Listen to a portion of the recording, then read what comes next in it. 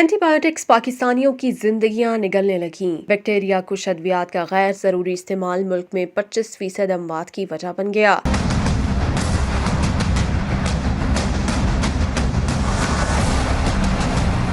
Media reports کے مطابق پاکستان میں 70% مریض غیر ضروری ادویات استعمال کر رہے ہیں۔ قومی ادارہ برائے صحت کا کہنا ہے کہ اینٹی بایوٹکس کے بے دریغ استعمال سے جراثیم میں ان ادویات کے خلاف مزاحمت بڑھ رہی ہے، جبکہ ہر 4 میں سے ایک مریض کی موت کا سبب بھی اینٹی بایوٹکس کا غیر ضروری استعمال ہے۔